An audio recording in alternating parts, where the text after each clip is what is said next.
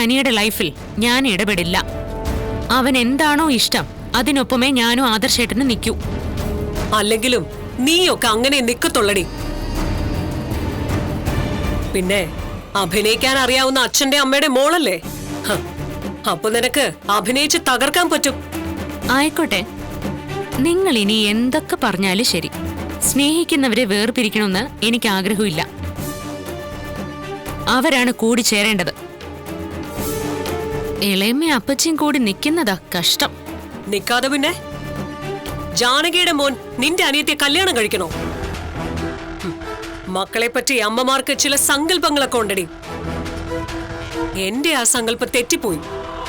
അതെന്താ തെറ്റിന്ന് പറയുന്നത്? ഇപ്പൊ നവ്യേച്ചി നിങ്ങളുടെ പ്രിയപ്പെട്ട മരുമോളല്ലേ?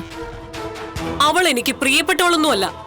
ആയിരുന്നെങ്കിൽ എന്റെ വാക്ക് ധിക്കരിച്ചിട്ട് അവൾ ആ ദുഷ്ടനായ ഒരുത്തന്റെ ജ്വല്ലറിയുടെ മോഡലായിട്ട് പോവുമായിരുന്നോ? ദേ, ഒരു കാര്യം ഞാൻ പറഞ്ഞേക്കാം. നന്ദുവിന്റെ കാര്യവും പറഞ്ഞ് ഇനി എന്റെ അടുത്തേക്ക് വരരുത്. എനിക്കത് കേൾക്കാനായിട്ടേ താല്പര്യമില്ല. അനിയുടെ അമ്മയ്ക്ക് നന്ദുവിനെ മരുമകളായിട്ട് വേണ്ടെന്നുണ്ടെങ്കിൽ അവരെ പറഞ്ഞു തിരുത്തേണ്ടത് ഇളയമ്മയുടെ കടമയാ. അതിന് കഴിയുന്നില്ലെങ്കിൽ ആ കഴിവുകേടിന്റെ പേരിൽ മറ്റുള്ളവരെ കുറ്റപ്പെടുത്താനായിട്ട് വരരുതെന്നൊന്ന് പറഞ്ഞേക്ക്.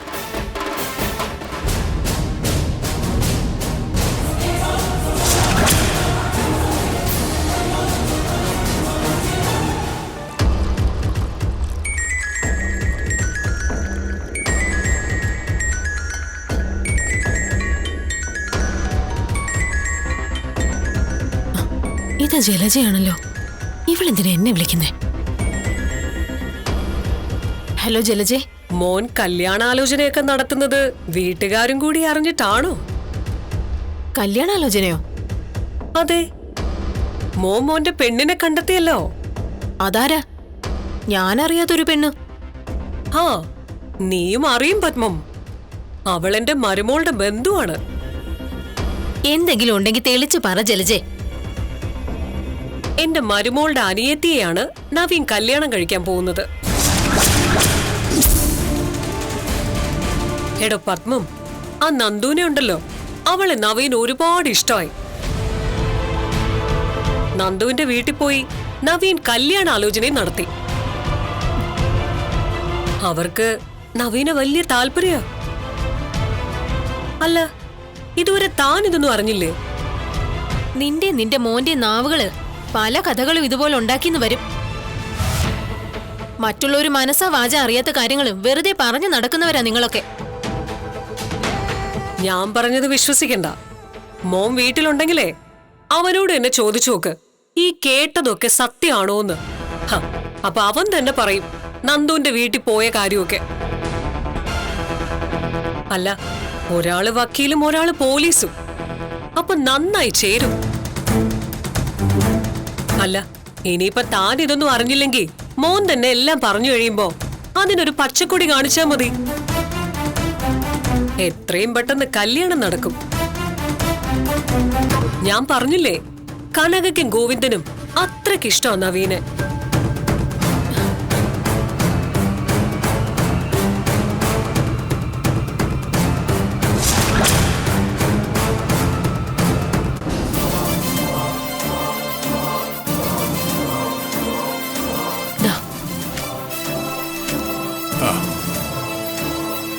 അവന്റെ മനസ്സിലുള്ള തന്റെ പെൺകുട്ടി ആരാണെന്ന് അച്ഛൻ അറിയോ? ആ പോലീസ് ഓഫീസർ ആരാന്ന് അച്ഛൻ അറിയോന്ന്? നീ അറിഞ്ഞിട്ടുണ്ടെങ്കിൽ പറ, എനിക്കറിയില്ല. അച്ഛനോട് കൊച്ചുമോൻ എല്ലാം പറയുന്നതാണല്ലോ, പിന്നെന്താ ഇത് മാത്രം പറയാതിരുന്നത്? അതും എനിക്കറിയില്ല. എന്നാൽ അറിഞ്ഞോ, അവന്റെ മനസ്സിലുള്ള പെൺകുട്ടിയെ അവളാ. ആണിനെ പോലെ തലമുടിയൊക്കെ വെട്ടി ജീൻസും ഒക്കെ ഇട്ട് നടക്കുന്നവള്. ഇപ്പൊ കാക്കിയിട്ട് നടക്കുന്നവള് ആ കനകയുടെ മോള് നന്ദു. സഹൃദയനിടയ്ക്ക് ആ രീതിയിലൊക്കെ സംസാരിക്കുമായിരുന്നു. പക്ഷെ അപ്പോഴും അവനൊന്നും പറയാത്തോണ്ട് ഞാനത് കണക്കിലെടുത്തില്ല. എന്നാൽ ഇത് കണക്കിലെടുത്തോ. അവൻ പിന്നാലെ നടക്കുന്നത് അവളുടെയാ. അച്ഛനറിയാലോ, നല്ല കാശുള്ള വീട്ടിലേക്ക് പെൺമക്കളെ കെട്ടിച്ചു വിടണമെന്നാ കനകയുടെ ആഗ്രഹം. രണ്ടു മക്കള് അനന്തപുരിയിലേക്ക് പോയ ശേഷം അതിനൊക്കെ അറുതി വന്നു എന്നാ എല്ലാരും കരുതിയിരുന്നത്. പക്ഷെ ആ സ്വഭാവത്തിന് ഒരു മാറ്റവും സംഭവിച്ചിട്ടില്ല. അവൾ ഇപ്പോഴും ആ ലൈനിൽ തന്നെയാ. അനന്തപുരി അല്ലെങ്കിൽ അതുപോലെ മറ്റൊരു തറവാട്. അതിനു വേണ്ടിട്ടാ നമ്മുടെ മോനെ ഇനി കൊടുക്കാൻ നോക്കുന്നത്. കാര്യങ്ങളുടെ സത്യാവസ്ഥ അറിയാതെ നമ്മൾ ഇങ്ങനെയൊക്കെ സംസാരിക്കണോ? ഇനി എന്തറിയാനാ അച്ഛാ? ജലജയ എന്നെ വിളിച്ച് ഈ വിവരം പറഞ്ഞത്. അവളാ പറഞ്ഞതെങ്കിൽ പൂർണ്ണമായിട്ട് വിശ്വസിക്കണ്ട. പിന്നെ അച്ഛൻ പറഞ്ഞത് അച്ഛൻ ഈ കാര്യത്തിൽ സംശയം ഉണ്ടായിരുന്നു. അതെനിക്കല്ല, സഹൃദയനാ. ഓ, അവരൊക്കെയാണല്ലോ നവീന്റെ ഇപ്പോഴത്തെ മനസാക്ഷി സൂക്ഷിപ്പുകാര്. അതുകൊണ്ടേ കേട്ടതിൽ കഴമ്പുണ്ടച്ചാ. അതൊരിക്കലും നിസ്സാരമായിട്ട് തള്ളിക്കളയാൻ പറ്റില്ല.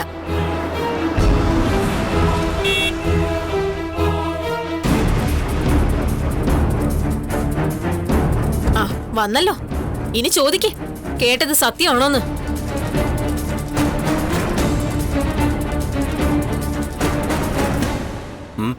എന്താ?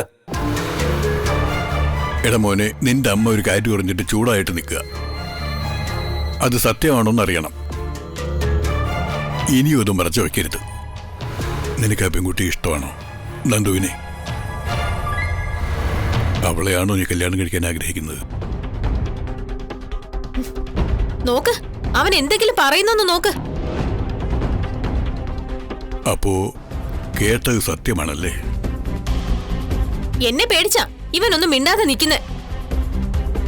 നടക്കില്ലടാ, എനിക്കിഷ്ടമല്ലാത്ത ബന്ധം ഈ ജന്മം നടക്കില്ല. അമ്മയ്ക്ക് ഇഷ്ടമല്ലെങ്കിൽ വേണ്ട.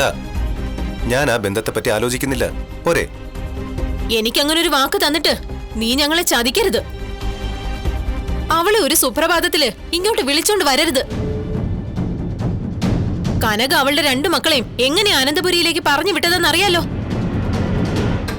മുഖം പോലും മറച്ചിട്ടാ അന്നൊരുത്തി കതിർമണ്ഡപത്തിൽ ഇരുന്നത്. നയൻ അങ്ങനെ ഇരുന്നെങ്കിലേ ഇന്ന് അതിന്റെ പേരില് അവിടെ ഉള്ളവരെല്ലാം സന്തോഷിക്കുന്നുണ്ട്. അതിനേക്കാൾ നല്ലൊരു പെൺകുട്ടിയെ ആദർശ് ചേട്ടന് കിട്ടില്ലെന്ന് മൂർത്തി സാറ് പോലും പറഞ്ഞിട്ടുണ്ട്. അപ്പൊ മറ്റൊരാളുടെ കാര്യോ? നവ്യയുടെ. അവളെക്കുറിച്ച് അവരൊന്നും നല്ല അഭിപ്രായം അല്ലല്ലോ പറയുന്നത്. എല്ലാവരും ഒരുപോലെ ആവില്ലല്ലോ. ആവില്ല. ഈ നന്ദു എന്ന് പറയുന്നവളെ ഒരിക്കലും ആവില്ല. അവൾ ഇങ്ങോട്ട് വന്നിട്ടേ എന്നെ എടുത്തിട്ട് തല്ലത്തില്ലെന്ന് ആര് കണ്ടു? അമ്മായിയമ്മയുടെ സ്വഭാവം നല്ലതാണെങ്കിൽ ഒരുമാതിരിപ്പെട്ട പെൺകുട്ടികളൊന്നും തല്ലില്ല. അതുകൊണ്ട് അവൾ ഇങ്ങോട്ട് കൊണ്ടുവരാനാണോ? അമ്മേ, വേണ്ടെങ്കി വേണ്ടാന്ന് ഞാൻ പറഞ്ഞല്ലോ. ദാ സത്യം പറ, നീ അവിടെ പോയി പെണ്ണ് ചോദിച്ചായിരുന്നോ? എടാ ചോദിച്ചായിരുന്നോന്ന്. ഇനി ഒന്നും ചോദിക്കണ്ട. മുഖം കണ്ടാ അറിയാലോ അവൻ ചോദിച്ചെന്ന്. അപ്പോ കനകയ്ക്കും അവളുടെ ഭർത്താവിനൊക്കെ ഇത് അറിയാല്ലേ? നാണമില്ലല്ലോടാ. ആ കനകയെ അമ്പലത്തിൽ വെച്ച് കണ്ടാ പോലും ഞാൻ മുഖം കൊടുക്കാതെയാ പോകുന്നത്. ഇപ്പം നന്നായെന്നൊക്കെ അനന്തപുരിക്കാര് പറയുന്നുണ്ടെങ്കിലും എനിക്ക് അവളെ ഇഷ്ടമല്ല. അതിനേക്കാൾ ഇഷ്ടമല്ല എനിക്ക് അവളുടെ ഇളയ മോളെ. അതുകൊണ്ട് നീ ആ വഴിക്ക് പോണ്ട. ശരി, സമ്മതിച്ചു, പോകുന്നില്ല.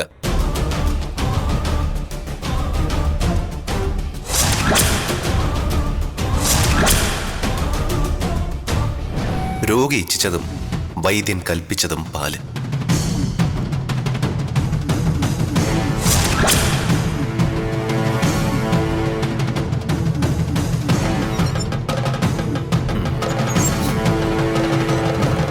ഞാൻ വിചാരിച്ച പോലെ കാര്യങ്ങൾ നടക്കുന്നുണ്ട്. ഇനി അമ്മയുടെ തലയിലെല്ലാം കെട്ടിവെച്ചിട്ട് നന്ദുവിന്റെ അച്ഛന്റെ അമ്മയുടെ മുമ്പിൽ എനിക്ക് രക്ഷപ്പെടാം. അമ്മ എന്തായാലും അവളെ സ്വീകരിക്കില്ലെന്നുള്ള കാര്യം എനിക്ക് ഉറപ്പാണ്.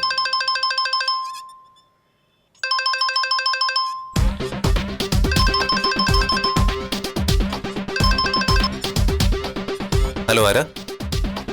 എന്റെ നമ്പർ ഒന്നും സേവ് ചെയ്തിട്ടില്ലല്ലേ? ആരേത്? എന്റെ ശബ്ദം കേട്ടിട്ട് മനസ്സിലായില്ല? മുൻപ് പഠിക്കുന്ന സമയത്തൊക്കെ ഈ ശബ്ദം ഒരുപാട് കേട്ടിട്ടുള്ളതാ. നവ്യാണോ? അപ്പൊ ഓർമ്മയുണ്ട്. അല്ല, എന്തിനാ എന്നെ വിളിച്ചത്? എനിക്ക് നിന്നെ അത്യാവശ്യമായിട്ടൊന്ന് കാണാനാ. എന്തിനാണ് എന്നെ കാണുന്നത്? എനിക്കൊരു കാര്യം നിന്നോട് പറയാനുണ്ട്. അതിപ്പോ ഫോണിലൂടെ പറഞ്ഞൂടെ? ഇല്ല, നേരിട്ട് പറയണം. നീ പറയുന്നിടത്ത് ഞാൻ വരാം. എന്നാ പിന്നെ വീട്ടിലോട്ട് പോര്. അയ്യോ, അങ്ങോട്ട് ഞാനില്ല. അവിടെ നിന്റെ അമ്മയ്ക്കും മുത്തശ്ശനും ഒന്നും എന്നോട് വലിയ താല്പര്യം കാണില്ലല്ലോ. എനിക്കും താല്പര്യമില്ല. എന്നുവെച്ചാ നിന്റെ പോക്ക് അങ്ങനെയല്ലേ?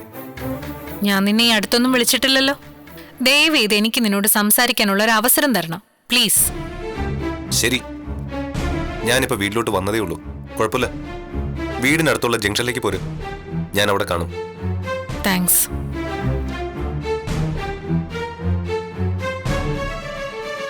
നവ്യ എന്തിനാ ഇപ്പൊ എന്നെ കാണണമെന്ന് പറഞ്ഞത്?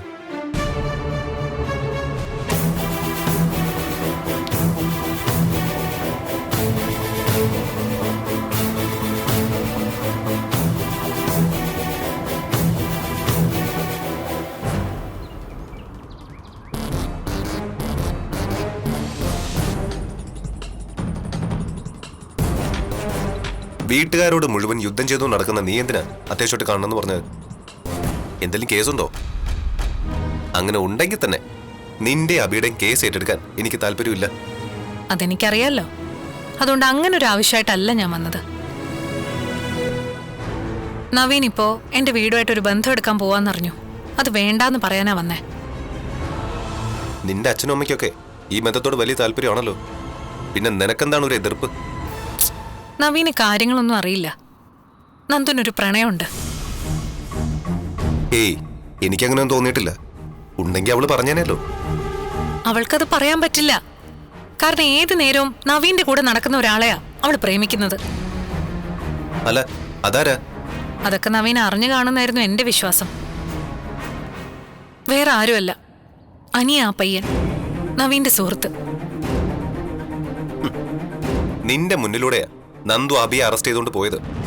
അതിനുശേഷം ലോക്കപ്പിലിട്ട് അവൾ അവനെ തല്ലി. നീ ശുപാർശയായിട്ട് പോയിട്ടും നിന്റെ ഭർത്താവിനെ വിട്ടില്ല. അതിന്റെ ഒക്കെ ദേഷ്യം നിനക്ക് നന്ദുവിനോടുണ്ടെന്ന് എനിക്ക് നന്നായിട്ട് അറിയാം. അതുകൊണ്ടാണ് അവൾക്ക് നല്ലൊരു ആലോചന വന്നപ്പോ നീ അത് മുടക്കാൻ ശ്രമിക്കുന്നത്. ഞാൻ പറഞ്ഞത് കള്ളമാണെങ്കിൽ നീ ഒന്ന് ശരിക്കും അന്വേഷിച്ചു നോക്ക്. നന്ദു അനിയും തമ്മി കാണാറുള്ള ഇവിടുത്തെ ചില റെസ്റ്റോറൻറ്റ്സ് ഒക്കെ ഉണ്ട്. അതിന്റെ പേര് വേണമെങ്കിൽ ഞാൻ പറഞ്ഞുതരാം. അവിടെ പോയി അന്വേഷിച്ചു കഴിഞ്ഞാൽ അവിടുത്തെ സ്റ്റാഫ് തന്നെ പറയും അവര് തമ്മിലുള്ള ബന്ധത്തെ പറ്റി. ഈ അടുത്ത സമയത്തെ നന്ദുവിനെ അനിയെയും പിന്നെ അവരുടെ കൂട്ടുകാരെയൊക്കെ കൂട്ടി ഞങ്ങള് പൊന്മുടിയിൽ പോയത് നീ അറിഞ്ഞില്ലായിരുന്നോ? അന്നൊന്നും അനിയും നന്ദു ഇതേപ്പറ്റി പറഞ്ഞില്ലല്ലോ. അവരുടെ കൂട്ടുകാരും പറഞ്ഞില്ല.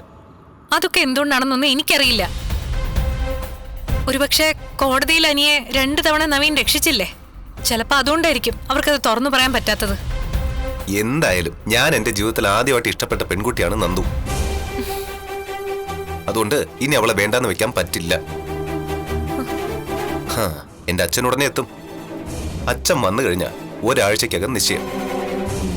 ചിങ്ങമാസത്തിൽ കല്യാണം. അങ്ങനെയൊക്കെയാ പ്ലാൻ ചെയ്യുന്നത്. പിന്നെ നിന്റെ അനുജത്തിയല്ലേ നന്ദു?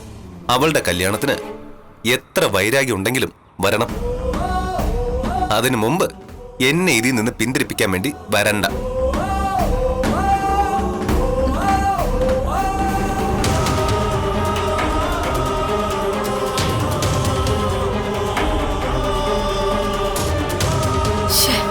കാര്യങ്ങൾ കൈവിട്ടു പോയല്ലോ. പാവ എനിക്കിനിയും അവൻ ആഗ്രഹിക്കുന്ന പോലെ എന്റെ അനിയത്തെ കിട്ടാൻ പ്രയാസാണല്ലോ.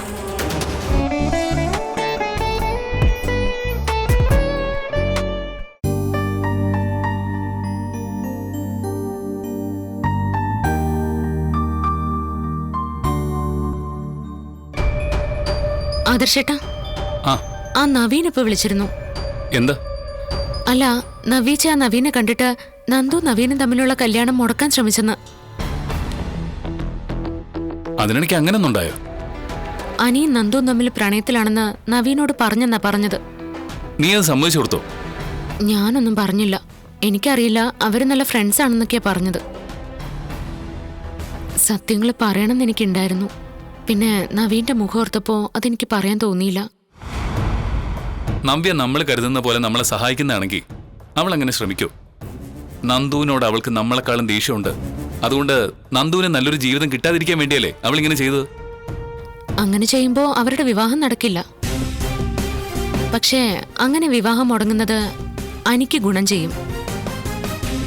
ചേച്ചി നമ്മുടെ ശത്രുപക്ഷത്താണെങ്കിൽ എന്തായാലും നന്ദു ഇങ്ങോട്ട് വരുന്നതിനേക്കാളും നവീന്റെ വീട്ടിലേക്ക് പോകുന്നതായിരിക്കുമല്ലോ ചേച്ചിക്ക് ഇഷ്ടം.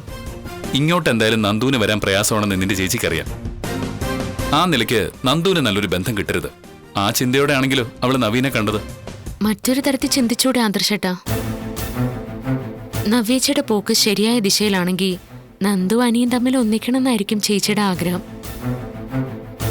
അങ്ങനെയെങ്കിൽ നവീനും നന്ദുവും തമ്മിലുള്ള ബന്ധം അലമ്പിക്കളയാനേ ചേച്ചി ശ്രമിക്കൂ. അങ്ങനെയും നമുക്ക് ചിന്തിച്ചൂടെ? ഒന്നും മനസ്സിലാവുന്നില്ല. ഇനി സേവിയറിന്റെ കോളിനായിട്ട് ഞാൻ വെയിറ്റ് ചെയ്യുക. അവനെ കണ്ടെങ്കിൽ മാത്രമേ നവ്യ ശരിയോ തെറ്റോ നമുക്ക് തീരുമാനിക്കാൻ പറ്റൂ.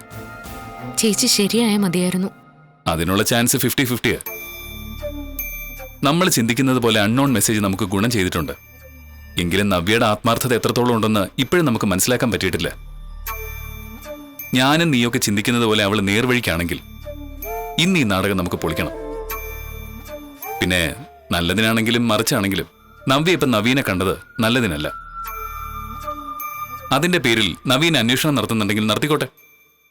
എവിടെ നടത്താനാ? നവീൻ അതൊന്നും വിശ്വസിച്ചിട്ടില്ല. നവീച്ചയുടെ സ്വഭാവം അറിയാവുന്നോണ്ട് മനഃപൂർവ്വം നന്ദുവിനെ നവീനെ വേർപിരിക്കാൻ വേണ്ടി ചേച്ചി കഥയുണ്ടാക്കിയെന്നാ നവീൻ പറയുന്നത്. അവൻ ബുദ്ധിയുള്ള വക്കീലാണെങ്കിലും ഇഷ്ടപ്പെട്ട പെണ്ണിനെ വിട്ടുകളയാൻ അവന് താല്പര്യമില്ല. അതുകൊണ്ട് അതിനെപ്പറ്റി കൂടുതൽ അന്വേഷണം നടത്താറുന്നത്. അതാ ഈ പ്രേമത്തിന്റെ കുഴപ്പം.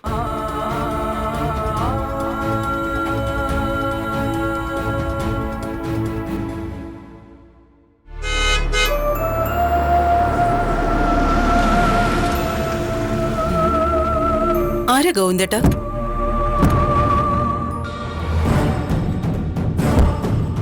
അയ്യോ, നവീൻ മോന്റെ അമ്മയും മുത്തശ്ശനും ആണല്ലോ.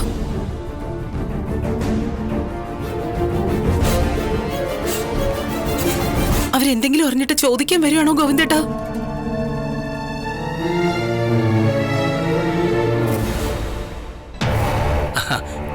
വരണം. നമസ്കാരം. ഞങ്ങള് വന്നത് എന്തിനാണെന്ന് മനസ്സിലായല്ലോ. ഞങ്ങളൊരു വിവരം അറിഞ്ഞായിരുന്നു. അതേപ്പറ്റി അന്വേഷിക്കാനാ വന്നത്.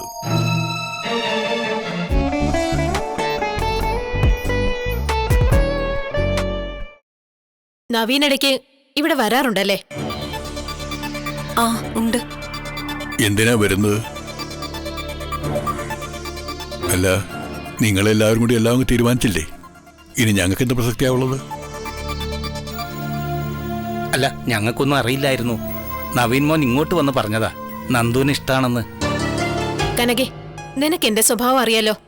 ഞാൻ നിന്നോട് പണ്ടേ പറഞ്ഞിട്ടുള്ളതാ, ഒരുപാട് തന്റേടെ ഉള്ള പെൺകുട്ടികളോട് എനിക്ക് താല്പര്യമില്ലെന്ന്.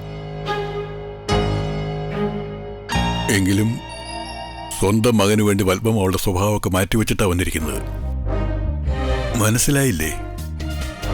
ഗോവിന്ദന്റെയും കനകയുടെയും മകളെ മരുമകളാക്കാൻ ഇവൾ സമ്മതിച്ചെന്നാ പറഞ്ഞത്. അവൻ നന്ദുവിന്റെ പേര് പറഞ്ഞപ്പോ തന്നെ ഞാൻ അവനെ ഒരുപാട് വഴക്ക് പറഞ്ഞതാ. ഒരു കാരണവശാലും ഈ ബന്ധം നടക്കില്ലെന്നും പറഞ്ഞതാ. പിന്നെ അച്ഛനും അതുപോലെ തന്നെ നകുലേട്ടനും വിളിച്ചപ്പോ ചിങ്ങത്തിൽ തന്നെ കല്യാണം നടക്കണമെങ്കിൽ ഇതങ്ങ് സമ്മതിച്ചു കൊടുക്കാനാ പറഞ്ഞത്. അതിനുശേഷം ഞാൻ ഒരുപാട് ആലോചിച്ചു. എന്നെ പോലെ തന്നെ വാശിയുള്ള കൂട്ടത്തിലാ നവീനും. ഈ ബന്ധം നടന്നില്ലെങ്കിൽ അടുത്തൊന്നും അവന്റെ കല്യാണം കാണാനുള്ള ഭാഗ്യം ഞങ്ങൾക്കുണ്ടാവില്ല. എന്നാ പിന്നെ വക്കീലിനെ SI കൂട്ടായിട്ട് വന്നോട്ടേന്ന് ഞാനും അങ്ങ് കരുതി. നവീന്റെ അമ്മ ഇതറിയുമ്പോ എങ്ങനെ പ്രതികരിക്കുമെന്നുള്ള ഭയത്തിലായിരുന്നു ഞങ്ങൾ. നിങ്ങൾ രണ്ടാളും ഇങ്ങോട്ട് വന്നപ്പോഴും ഞങ്ങളെ വഴക്ക് പറയാനാ വന്നതെന്നാ കരുതിയത്. എന്നുവച്ചാ അങ്ങനെയാണല്ലോ വന്നത്. മുഖത്ത് ഒരു ചിരി പോലും ഇല്ലായിരുന്നു. ഞങ്ങളറിയാതെ പെണ്ണുകാണൽ നടന്നതല്ലേ, അതുകൊണ്ട് കുറച്ച് ഗൗരവത്തിൽ വരാമെന്ന് കരുതി. അല്ല, അവളെവിടെ? നന്ദു അകത്തുണ്ട്, ഞാൻ വിളിക്കാം. നന്ദൂട്ടാ, ആ ദാ വന്നല്ലോ.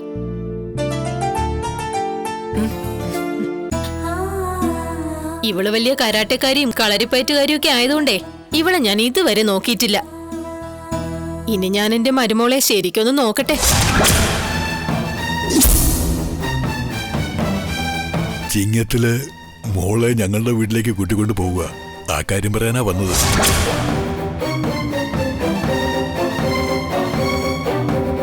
ആ കാര്യത്തിൽ അമ്മയും മോനും തമ്മിലുള്ള സമരം തീർന്നു. ആ എന്നാ പിന്നെ നവീൻ മോനെ കൂടെ ഇങ്ങോട്ട് കൂട്ടായിരുന്നല്ലോ. അതെങ്ങനെ പറ്റും? അവൻ വക്കീലന്മാരുടെ മീറ്റിംഗ് എന്നും പറഞ്ഞ് അതിരാവിലെ പോയതാ. ഇനി വൈകിയേ വരൂ. ഞങ്ങൾ അറിയാതെയാണല്ലോ അവനിവിടെ വന്ന് കല്യാണം ആലോചിച്ചത്. അതുകൊണ്ട് അവനോടൊന്നും പറഞ്ഞില്ല. ഇപ്പോഴും ഞാൻ ഇടഞ്ഞു നിൽക്കുവാണെന്നാ അവന്റെ ധാരണ. മോളെ, അവനെ വിളിച്ച് കാര്യങ്ങളൊന്നും പറയണ്ട.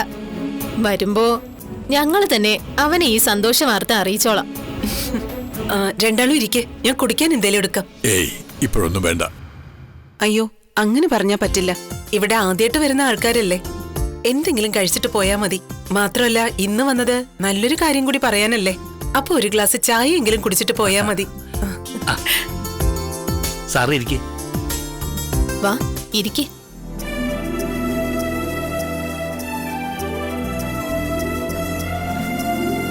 അതെ, ഇനി കല്യാണം കഴിഞ്ഞ് വീട്ടിലോട്ട് വന്നാലും അടുക്കളപ്പണിയൊന്നും ചെയ്യണമെന്ന് ഞാൻ പറയില്ല. അവിടെ അധികം പണിയൊന്നുമില്ല. പക്ഷേ നവീനെ പോലെ നിയമം മുറുകെ പിടിച്ചിട്ട് ആൾക്കാരുമായിട്ട് യുദ്ധത്തിനൊന്നും പോവരുത്. തടിമാടന്മാരെ പോലും തല്ലി വീഴ്ത്തുന്ന പ്രകൃതമാണ് നിനക്കെന്ന് എനിക്കറിയാം. അങ്ങനെയുള്ള ഒരുപാട് കഥകൾ ഞാൻ കേട്ടിട്ടുണ്ട്. അത് കോളേജിൽ പഠിക്കുന്ന കാലം മുതലേ തുടങ്ങിയതാണല്ലോ. ഇനി അതൊന്നും വേണ്ടെന്നാ പറഞ്ഞത്. കല്യാണം കഴിയുന്നതിന് മുമ്പ് തന്നെ അമ്മായിമ്മ മരുമോളെ കൂറ്റുവിലങ്ങിടുക? അങ്ങനൊന്നുമല്ല. ജോലിക്ക് പോകണ്ടെന്ന് ഞാൻ പറയില്ല. പക്ഷേ ശത്രുക്കളെ കൂട്ടിയാ അത് വലിയ ദോഷം ചെയ്യും. ജോലിയോട് 100% ആത്മാർത്ഥത കാണിച്ചിട്ട് വെറുതെ എന്തിനാ മനസമാധാനം കളയുന്നേ? അതൊക്കെ ഇനി അമ്മായിമ്മ തന്നെ മരുമോളെ പറഞ്ഞ് മനസ്സിലാക്കിയാ മതി. ആ, എന്തൊക്കെ പറഞ്ഞാലും ശരി, തെറ്റ് കണ്ട മോള് പിന്നെ മുന്നും പിന്നും നോക്കില്ല, പ്രതികരിച്ചു കളയും. അതാ കുഴപ്പം.